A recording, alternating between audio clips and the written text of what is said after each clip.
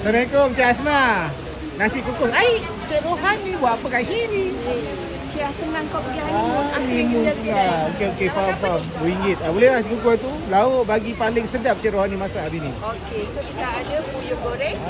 Puyuh RM2 ni. Puyuh 11. Baik. Lepas tu kita ada itik lemak cili. Itik lemak cili api. Tapi dia tak pedas sangat kan?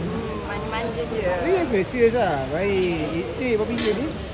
Itik RM9. Ketam lemak cili. Ketam ketaman. Boleh. Satu ni RM10 je. Tapi kalau saya nak sebelah boleh ke Cik Rohan ni? Boleh, RM5 je. Oh, nanti dia akan potong lah.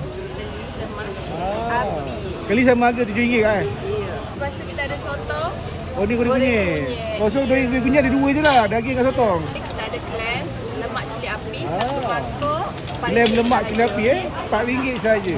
Ya. Daging, lemak cili api, kita guna daging tenderloin, okey? Oh, tenderloin masak lemak cili api Ya, satu senduk ni RM6 sahaja. RM6 saja. Siput senduk. Satu senduk ni RM4 je. Oh, siput masak lemak cili api. Allah, jadi sedap je bau dia kan. Ya. RM4 saja Ya. Udang lemak cili api. Satu ekor ni RM3 je. Habis Cik Rohan ni dah habis udang tambah lagi. Nanti kita top up lah. Okey, ni lauk tadi. Kau nak ulat tak? Free je. Ulang free boleh okey? Boleh, mantap Cik Rohan ni. Ulang free kaya macam ni kan? Okey, so kita ada petai. Petai. Ulam raja, mantap. Raja.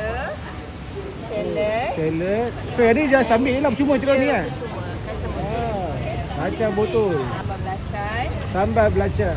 Dia tak pedas sangat Cik Rohan ni lah? Pedas manis. Serius lah? Dan cili potong. So cili potong. So dua-dua ni boleh ambil lah free refill. Ya, betul. Habis Cik Rohan ni, kedai Cik Sena ni buka sampai pukul apa ni? 12.30 hari sampai 12 malam. Habis cuti tak dia? Sini tak ada cuti. Selagi Abang Jamil kau tak mampus, Ayo. buka dia. Baik Cik Rohan ni, saya makan dulu. Bismillah. Okay, nice. Terima kasih.